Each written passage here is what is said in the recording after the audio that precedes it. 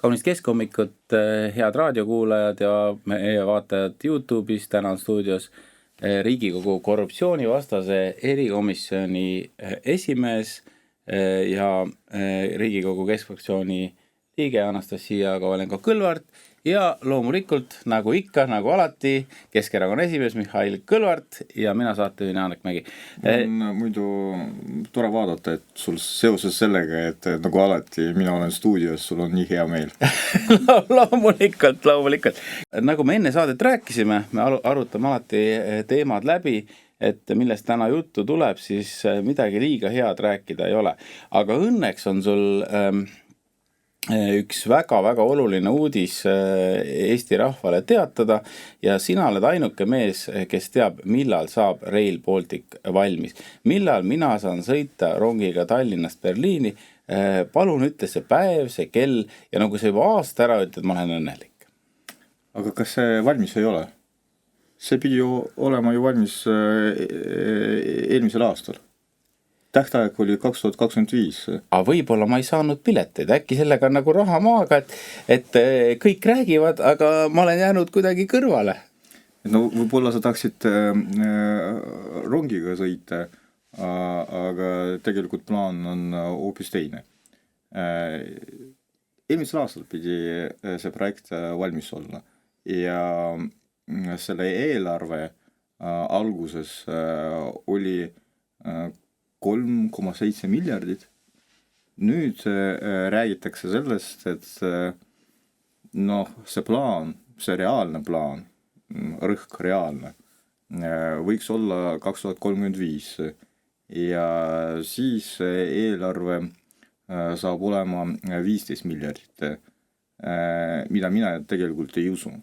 Ma arvan, et kui selle projektiga minnakse edasi, siis see lõppsumma, esiteks me ei tea, millal see lõpp tuleb. Et see minu otse vastus ja konkreetne vastus, millal, ma ei tea. Pigem tuleb alustada sellest, kas. Ja kui see projekt tõepoolest kunagi saab valmis, siis ma olen kindel 100%, et selle maksmus saab olema palju suurem kui 15 miljardit. Lihtsalt vaadates dünaamikat ja olukorras, kus tegelikult ei ole selgelt aru saama, mis saab Läti osaga, kas nad üldse alustavad sellega lõppkokkuvõttes, kas nad leiavad raha selleks ja mida nad üldse kavatsevad sellega teha. Minu arust oleks väga hea, kui Lätis seda ei ole, aga Leedust läheb edasi. Et siis vahepeal näiteks pannakse inimesed busside peale, meil Eestis on ju see tavaline, et kui vahepeal kuskil raudtee ei toimi, et siis pannakse inimesed busside peale ja viiakse järgmise rongi peale. Mulle tundub, et palju loogilisem oleks nii, et Eestis projekti siis teenindab Rail Baltic, Lätis Air Baltic ja Leedus saab bussiga sõita. Et siis ma arvan, saaks tõepoolest rääkida, et see ongi selline suur sajandi projekt, nagu on sellest palju aastaid räägitud. Ja täna me oleme olukorras, kus mõned valitsuse esindajad tunnistavad, et reaalsus on 2035. Mõned jätkuvalt ütlevad, aga Lätist ei ole ju saadud sellise konkreetne vastus või ametlik vastus, et me ei välista, et seda võiks ka aastaks 2030 valmis teha, sest meie selleks ajaks jõuame. Et tegelikult mulle tundub, et meie valitsus jätkuvalt soovib elada mingis teises reaalsuses, et kus on olemas Rail Baltic, aga ka edukas Air Baltic ja tõenäoliselt ka kõrge Reformierakonna reiting. Et see on see maailm, et kuidas meie sinna pääseme, on raske öelda. Ehk siis tegelikult tuleb tunnistada, et midagi head praegu ei ole. Aga mina loodan, et Anastasial on ikkagi midagi head ka öelda selle Rail Balticu kohta, sest Lätis tegelikult, ma ei ütle, et see ainult sellepärast juhtus, aga Rail Balticul oli oma osa ka selles valitsuse remondis, millega remonditi ära ka peaminister. Ja nüüd on tekkinud päris kummaline ja kentsakas olukord, sest et mitu korda ma olen seda Rail Balticu teemat käsitlenud korruptsioonivastases erikomisjonis ja ma olen spetsiaalselt kutsunud Läti Rail Balticu uurimiskomisjoni esimehe, et eraldi oli siis Läti parlamendis selline uurimiskomisjon ja ta käis mitu korda selles komisjonis rääkimas, milline on reaalne olukord Lätis. Ja mitu korda ma mainisin kõiki neid probleeme, neid teemakäsitlusi, mis meil komisjonis oli ka infotunnis peaminister Kristen Michalile. Rääkisin nendest kõikidest probleemidest ja sellega ma olen harjunud, et Kristen Michal naeruvääristab mind või erikomisjoni tööd, aga ta naeruvääristas ka seda külalist. Ütles, et keda te seal kutsute, et sama hästi võiks lihtsalt võtta mingisuguse Riigikogu opositsioonisaadiku, kuulata teda ja siis ütles veel seda, et talle tundub, et tegemist on Kremlist tuleneva vastutööga Rail Balticu osas, et seda ta ütles selle külalise kohta. Aga täna me oleme olukorras, kus seesama külaline, seesama Rail Balticu uurimiskomisjoni esimees on nüüd Läti peaminister. Ja nüüd Kristen Michal on sunnitud temaga suruma siis kätte, naeratama talle ja kuulama neid samu Rail Balticu osas käsitletud probleeme, mida ma juba olen Michalile rääkinud 2 aastat. Et nüüd ta peab neid probleeme reaalselt kuulama ja tegelikult ka kuulda võtma. Et see üks osa on see, et ta nüüd peab neid aktsepteerima, ta ei saa neid nimetada Kremlist tulenevaks vastutööks. Aga mis kõige olulisem, et tegelikult nende probleemidega peab nüüd arvestama. Ja nüüd, kui valitsus vahetus Lätis, esmakordselt on ametnikud avalikult välja öelnud, et siiamaani on avalikkust eksitatud. On eksitatud Balti riike ja on eksitatud isegi Euroopa Komisjoni kogu selle rahastuse küsimuses. Ja tegelikult need on päris karmid väljaütlemised, mis on tulnud. Ja nüüd uus Läti peaminister, kes siis varem väga palju tegeles Rail Balticu, kes on teadlik kõikidest nendest probleemidest, ütles, et tema võtab kogu selle nüüd juhtimise täiesti enda alla, et kui varem nagu ka meil, et tegeleb taristuminister, tema ütles, et tema võtab selle enda alla ja ta ütles, et väga otsekoheselt, et siiamaani on Lätis arendatud justkui 2 Rail Balticut. Üks oli siis Rail Baltic, millest räägiti erinevatel kohtumistel, peaministrid rääkisid, Balti riikide peaministrid rääkisid sellest Rail Balticus kõikidele. Ja teine Rail Baltic oli see, mis oli reaalne, et kus keegi ei tea, kus see algab ja kus see lõpeb ja kes on siis rongijuht. Ja üks asi on see, et tegelikult Kristen Michal ei ole oma sõnu tagasi võtnud, et selle osas, et mida ta on öelnud nii erikomisjoni tööle, mida ta on öelnud nüüd inimesel, kes on nüüd Läti peaminister, et tema muidugi siin piinlikkust ei tunne, aga teine asi on see, et meie riigijuhid elavad jätkuvalt utoopilises maailmas. Vaatamata sellele, et juba on kõlanud väga konkreetsed sõnumid, isegi Läti peaminister on öelnud, et 2030 ei saa valmis. Jälle ma loen, taristuminister ütleb, ei, me ikka jätkuvalt ikkagi ehitame selle järgi, et 2030 on kõik olemas. Et kuidas on võimalik, et on konkreetsed sõnumid, on konkreetselt näha, et midagi aastaks 2030, Läti poole pealt kindlasti ei tule, aga meie jätkame samamoodi. Ja üks huvitav asi ka, et kõikidel komisjoni istungitel, infotundides, Riigikogu istungitel, ma esitasin kõikidel ühte sama küsimust. Palun edastage riskianalüüs olukorras ja kas see üldse on, kui Läti ei saa oma osa õigeks ajaks valmis, et palun, kus teil see riskianalüüs on. ja siiamaani pidevalt on mulle väidetud, et ei, seda ei ole vaja. Et me ei saa nagu, ei ole võimalik, et Läti poolelt mitte midagi, ei saa õigel ajal valmis. Ja see ongi kogu selle projekti probleem, et avalikkust eksitati, pigistati nii-öelda silmad kinni nende probleemide eest ja mitte kordagi ei istutud maha ega vaadatud reaalsele olukorrale otsa. Et täna on esmakordselt kõlavad need reaalsed sõnumid. Mihhail, kas sulle tundub Anastasia juttu kuulates, et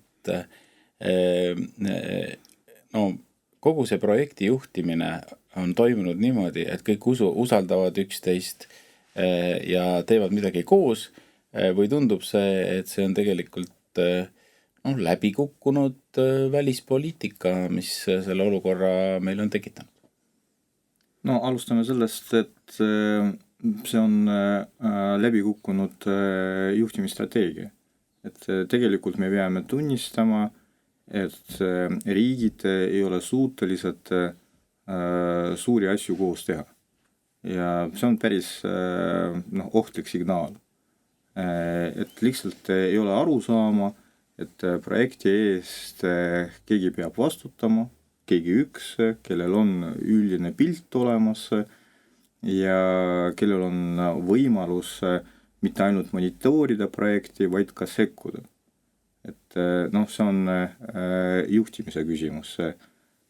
Siin tekib muidugi väga palju poliitilisi küsimusi, sest igas riigis see projekt muutus poliitiliseks ja ma näen, et nii Lätis kui ka Eestis oli näha, et poliitikud, valitsuse liikmed soovisid alati näidata positiivsema pilti võrreldes reaalsusega. Ehk siis sellest on tekkinud ideoloogiline projekt. See on suur asi, see on õige asi, me teeme seda ja kõik need, kes lubavad endale kriitikat, nad on riigi vastase mõtteviisiga. Et selline olukorra lihtsustamine selleks, et ei oleks vaja teha analüüsi, selleks, et ei oleks vaja päriselt projekti juhtida, selleks, et ei oleks vaja vastata opositsiooni kriitikale. See on suur vajalik Euroopa projekt. Me peame seda ära tegema. Kuidas, mida see tegelikult toob, millega see lõpeb, et nendele küsimustele keegi vastata ei viitsi ja sisuliselt tegeleda ka. Ja siis see projekt elab oma elu, nagu see on riigi projekt, ma veel ükskord meelega kordan, riigi projekt, Euroopa projekt, aga tegelikult riik sellega ei tegele. See on see reaalsus. Nii Läti kui ka Eesti. Nüüd, mul tegelikult tekivad küsimused ka selle projekti perspektiivi osas, sest nagu me juba tõime välja, esialgu oli aru saama, et see projekt läheb maksma 3,7 miljardit, täna me räägime summast, mis on 3-4 korda suurem ja aega läheb 2 korda rohkem, vähemalt. Nüüd, selle projekti üheks eesmärgiks oli nii nimetatud sotsiaalmajanduslik efekt, aga ka julgeoleku aspekt. Aga need samad inimesed, kes pakkusid meile eelarvet ja graafikud, need samad inimesed räägivad ka sotsiaalmajandusliku efektist. Ehk siis, kuidas meil peaks tekkima kindlustunne, et see analüüs on õige. Et me sinna investeerime miljardeid ja miljardeid, aga sellest päriselt tuleb see sama sotsiaalmajanduslik efekt. Kui see analüüs tuleb samast kohast, et need samad inimesed, kes on seda planeerinud, kes panid eelarvet kokku, samad inimesed räägivad ka sellest, mida see toob. Ja veel üks aspekt, kui palju läheb see ülalpidamine maksma. et noh, täna räägitakse, et jah, et me investeerime nii palju ja võtab nii palju aega, aga see on nii vajalik ja siis kaudselt tuleb tulu igalt poolt, aga millegipärast me ei räägi sellest, aga ülalpidamine on ka olemas ja kui palju see päriselt võtab raha. Nüüd täna, noh, kui me hakkame mingi hetk tunnistama reaalsust, et lähiaastadel Läti enda osaga igal juhul hakkama ei saa, siis juba praegu räägitakse, aga noh, siis võib-olla meie jaoks see projekt tähendab Tallinn-Pärnu. Et see... No võib-olla ikka. see, mis meie arvates viimased 2 aastat oli must huumor ja see sama nagu Rail Baltic Tallinn-Häädemeeste. Tänaseks on plaan, mida meile valitsus pakub. Ehk siis see Tallinn-Pärnu või Tallinn-Häädemeeste projekt läheb meile maksma 3 miljardit. Ja ma tuletan meelde, et me omal ajal loobusime rongist Tallinn-Pärnu selleks, et ehitada uut lahendust ja maksta selle eest 3 miljardit. Ja kui lähtuda sellest, et nüüd see on kohalik projekt, ei ole rahvusvaheline projekt, see on kohalik projekt, siis me peame meelde tuletama ka seda, et projekti realiseerimise käigus see maksmus on kasvanud mitu korda, aga sisu on kärbitud. Ja eelkõige kohalike vajaduste arvelt. Ehk siis kärbitud oli eelkõige kohalik taristu. 10 viadukti võeti sellest projektist välja. Et see kohalikule elule see projekt tegelikult toob väga palju ebamugavusi. Räägime sellest, et kuhu on peatused planeeritud. Peatused on metsas. Kui see on kohalik projekt, siis tegelikult sellest peatusest kuskile, kus inimesed päriselt elavad, tuleb veel kõndida 10-15 kilomeetrit. Muidu selle Häädemeeste peatuse puhul nii ongi, et sa tuled kuskil metsas rongist välja ja siis on 15 kilomeetrit veel minna. No sa ju oled kursis sellega, mida Mati Kaal ütles, et Eestis karud enam metsa ära ei mahu. Et siis vanasti sõitis piilupart rongiga ja nüüd saab sõita karud. Aga kuhu nad sõidavad? Ei no Tallinnasse. Mul muuseas Pirital läksin üks õhtul koju, 2 põtra oli kohe seal rahulikult sõid meie majade vahel seal rohtu. Neil oli seal väga tore, et võib-olla. Aga olgu, jäägu see Rail Baltic siia, ma arvan, oled nõus Anastasia. Ja las nad nüüd natukene teevad tööd ja siis me räägime sellest jälle. Aga... Räägime karudest. Räägime, karusid on meil 1000 Eestis ja kunagi oli 100, nii et 10 korda on kasvanud täpselt nagu Rail Balticu hind. Täpselt sama lugu. Aga riigi finantsseis, ma saan aru, et on erakordselt hea. Raha on palju, sellega ei ole mitte midagi teha, sest lätlastel ju raha ei ole. Nemad ei saa toredaid raudteid teha ja kõike muud. Muidu lugupeetud peaminister Kristen Michal lubas vajaduse korral aidata Läti kolleege, et kui nemad ei saa hakkama, siis Eesti võiks tulla appi. No vaata, see on Mihhail erakordselt hea mõte, sest uus Läti peaminister lubas tegeleda ka Air Balticuga. Ja ma arvan, et siis ta võiks pakkuda Kristen Michalile osalust Air Balticus. Sest see on ju ikkagi tegelikult üks väheseid selliseid firmasid, millest inimestele on kasu. Aga riigi rahakotile, millest me kohe rääkima hakkama, neid kahjumeid tegelikult Eesti vist ei tahaks võtta. Me oleme mitu korda proovinud lennata siin ka oma lennufirmadega, aga see ei ole õnnestunud. See oleks tegelikult võib-olla ajalooline, et kui Kristen Michali juhtimisel on läinud 2 riiklikku lennuettevõtet pankrotti, siis oleks võimalus ka 3. veel teise riigi lennuettevõtte ka veel pankrotti ajada. et see võib olla selline väga huvitav Guinessi rekordi vääriline.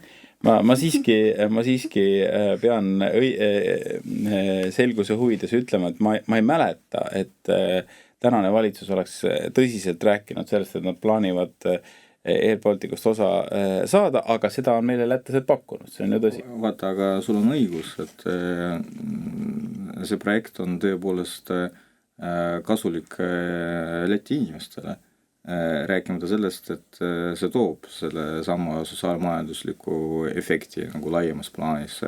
Ehk siis riigile see on kahjumlik, aga inimestele vajalik. Ja see on palju parem valem kui see, mida pakub meie valitsus, et projektid, mis on mis toovad kahjumi nii inimestele kui ka riigile. No, aga rääkige nüüd ära, et mis seis selle riigi rahandusega on. Et mina ikkagi olen uudiseid lugenud, meil oli majanduskasv 2,4%, sellega peaks ju kõik õnnest lakke hüppama. No kui rääkida nagu numbritest, siis kust on see kasv tulnud? Tegelikult me oleme seda korra juba analüüsinud, et see kasv tegelikult on Exceli tabeli kasv. Inimesed reaalselt seda ei taju ja ei hakkagi tajuma, nagu vastupidi. Elu läheb kallimaks ja raskemaks. Aga kui me isegi räägime Exceli tabelist, siis palju olulisem on teine näitaja. Et viimaste aastate jooksul on kasvanud laenukoormus ja koos sellega ka intressid. Kui veel 4 aastat tagasi riik maksis 28 miljonit aastas intressikulu, siis praeguse dünaamikaga 4-5 aasta pärast me hakkame maksma 650 miljonit aastast ainult intressikulu. Ja minu arvates on paljuski tingitud sellega, et on tehtud valed valikud. Siis, kui 4 aastat tagasi oli juba tunda, et hakkab tulema finantskriis, sealhulgas ka sõja tõttu, siis praegune valitsus, eelkõige Reformierakond, tegi valiku, et tuleb igal juhul hoida eelarve tasakaalu.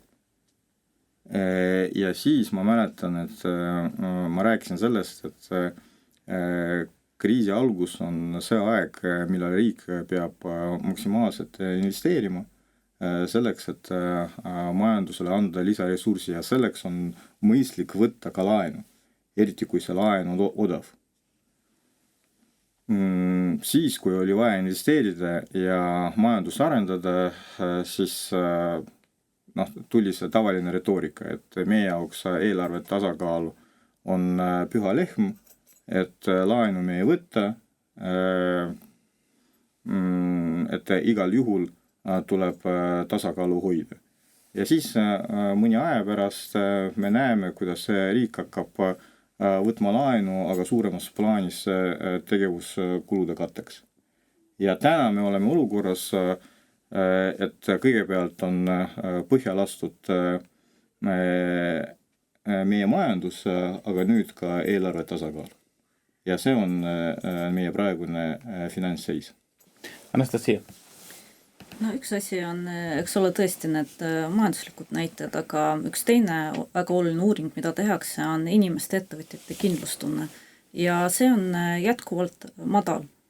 Ja kui üldiselt, kui on sellised majanduslikud näitajad, mis näitavad, et inimesed, ettevõtjad ei tunne ennast kindlalt, siis mida tavaliselt üldiselt on kombeks, mida valitsus teeb, üritab ikkagi seda majanduslikku olukorda parandada.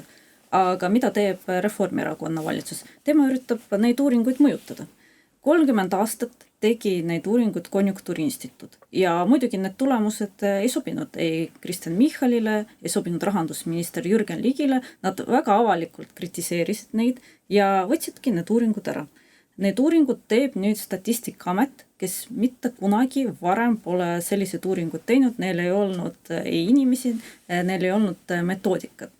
Ja nad keeldusid tükk aega erikomisjonile ütlemast, et mis siin siis selle uue uuringu hind. Nüüd me saime teada.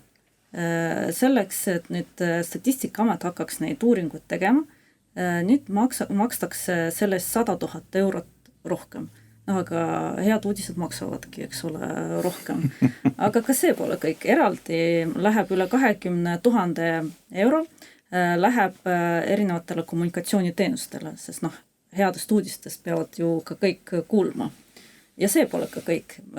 Enam ei ole niimoodi, et siis Statistikaamet ise siis analüüsib, teeb järeldusi, ei, ta ainult kogu andmeid, aga need analüüse ja järeldusi teeb rahandusminister Jürgen Ligi koos majandusministriga eraldi pressikonverentsil.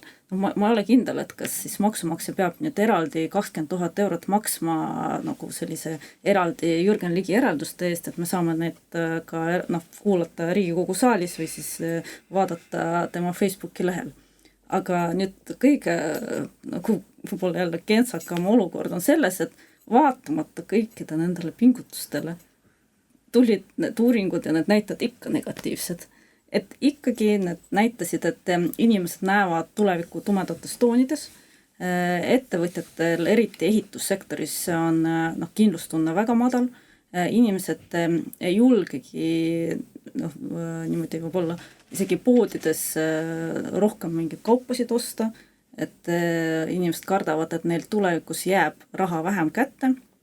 Need on reaalsed numbrid, vaatamata sellele, et nüüd ka Jürgen Ligi on üritanud kuidagi need paremaks rääkida, on üritanud need numbrid ilusaks rääkida, aga vaatamata sellele, et 100 000 eurot maksti rohkem, et ikkagi uuring näitas, et inimeste kindlustunne on jätkuvalt madal. Ja muidugi selle kõige taustal on ka Keskerakond algatanud umbusaldamisprotsessi rahandusminister Jürgen Ligi vastu. Me oleme andnud praegu nädal aega Kristen Michalile aega, et mõelda, et tegelikult ise teha, see oleks ka riigimehelik otsus, et vabastada Jürgen Ligi ametist, sest need sõnumid, mis on nüüd nädalast nädalasse kõlanud, need tõesti need sõnavõtud, mida me oleme Riigikogu saalis kuulanud, üldse kõik need otsused ja nüüd viimane piiskarikus oli ka see, et Reformierakond koos Eesti 200-ga hääletasid ka uuesti selle Keskerakonna esitatud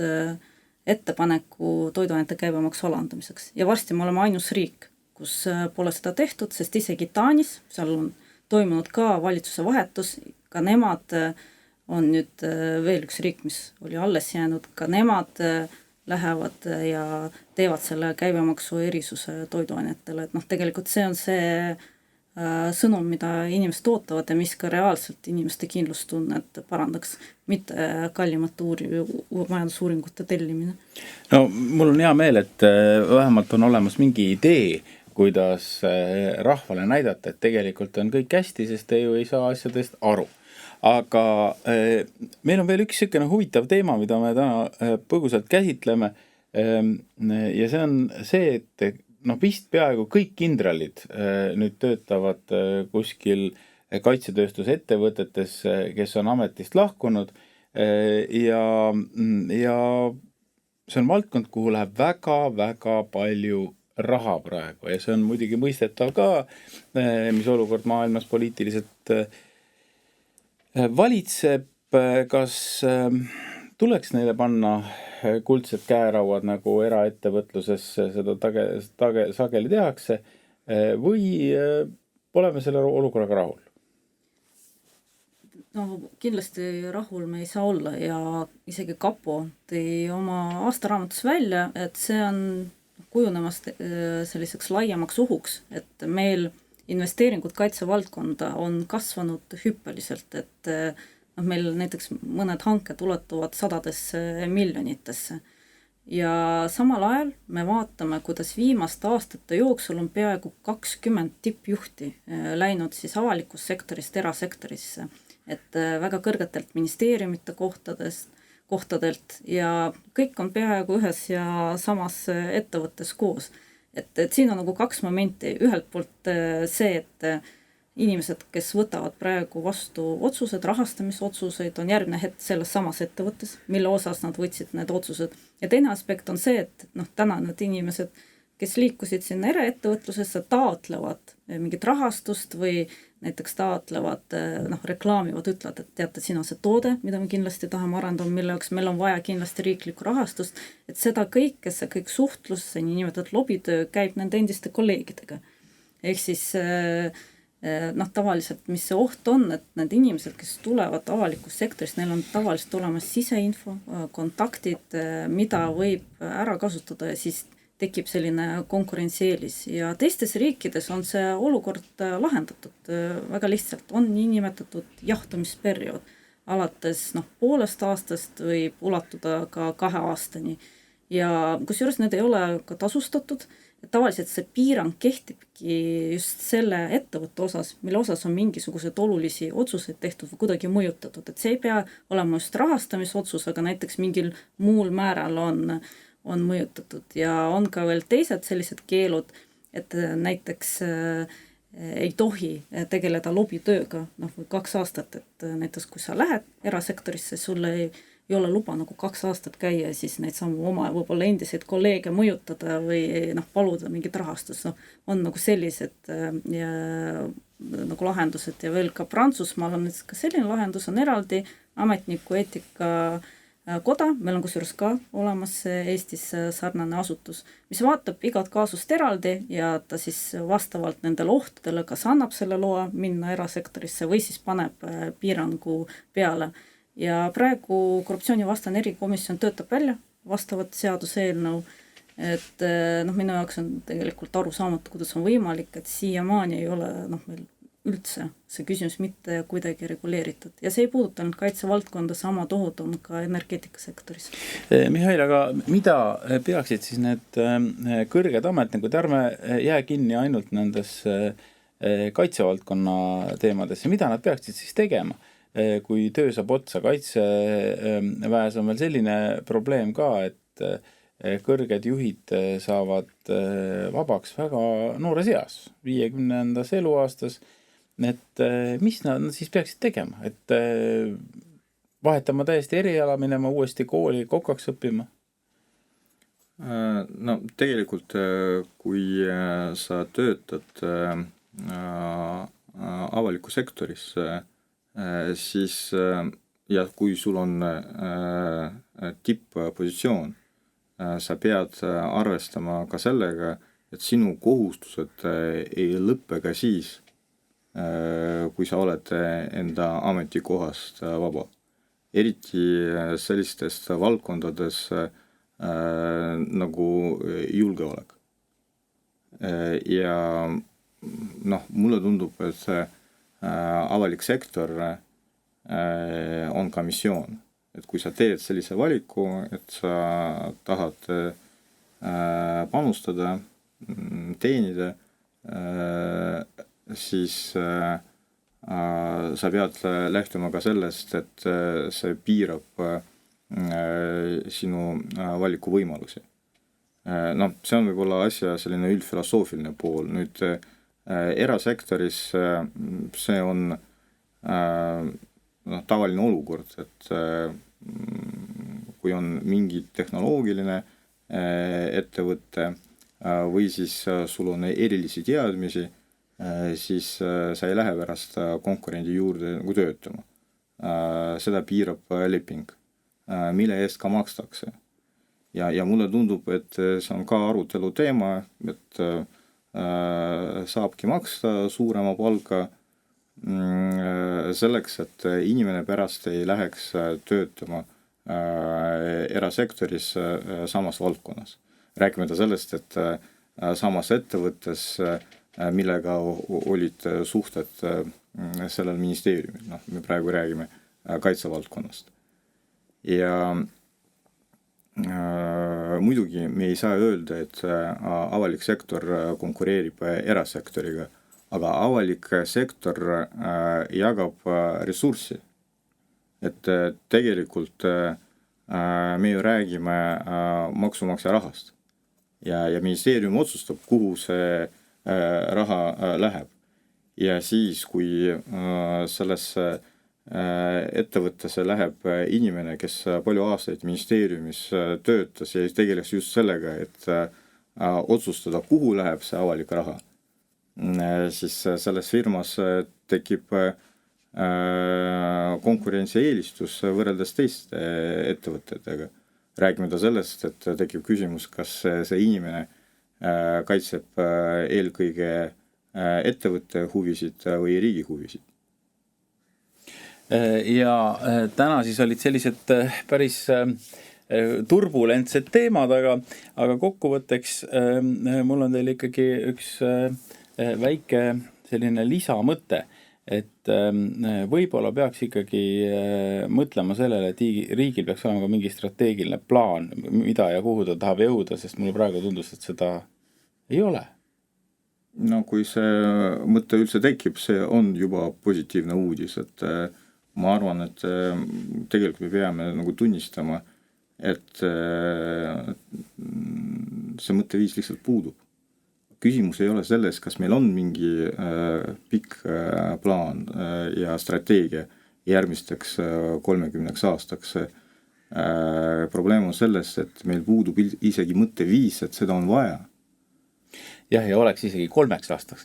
Aga selle teadmisega me täna lõpetame. Stuudios olid Keskerakonna esimees Mihhail Kõlvart, Riigikogu korruptsioonivastase komisjoni esimees Anastasia Kovalenko-Kõlvart ja mina saatejuhina Hannek Mägi Keskomik jälle täna nädala pärast.